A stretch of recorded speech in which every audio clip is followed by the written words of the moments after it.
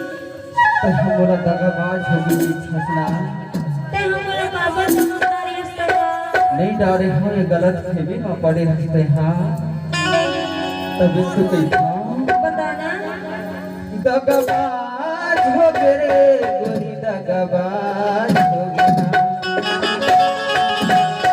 दगाबाज हो गए रे गोरी दगाबाज हो गया ए मने मोहिनी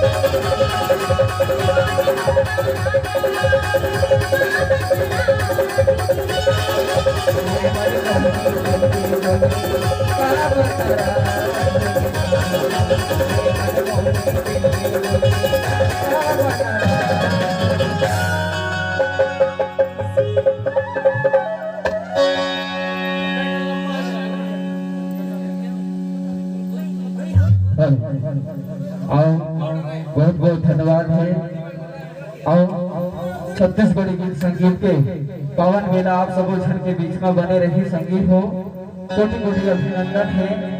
और हमारे बीच में परम सम्मानी भाई गोटालाल यादव जी के नए नए गीत अवैया है।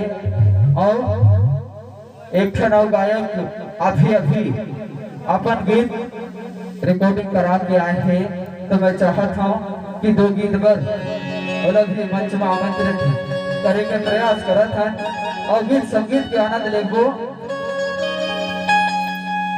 और आप सब जन के माया दुलार पाए के प्रयास करगो और गीत संगीत के आनंद लेगो।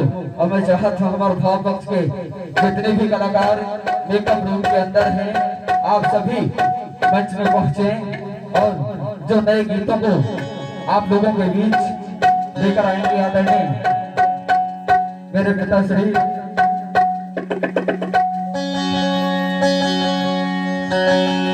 गंगवाल जी से आग्रह कि आप सादर मंच में उपस्थित हों। आप सभी के बीच नए गीतों की प्रस्तुति आप सभी के बीच में लेकर आएंगे और चाहेंगे भाव पक्ष के सभी कलाकार सादर मंच में उपस्थित हों।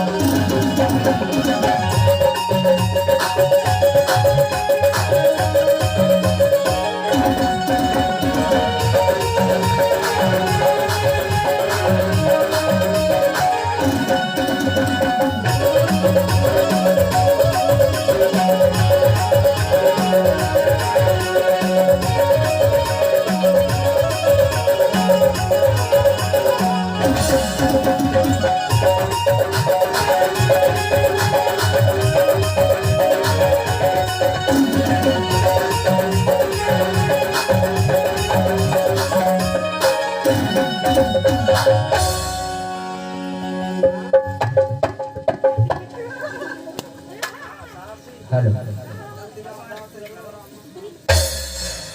सुनना, मैं हाँ तुझे एक बात पूछूंगा। का बात लिखी फसला? मैं हाँ एक बात कसो तुला हाँ कि मोर गांव में बराती झाल हवे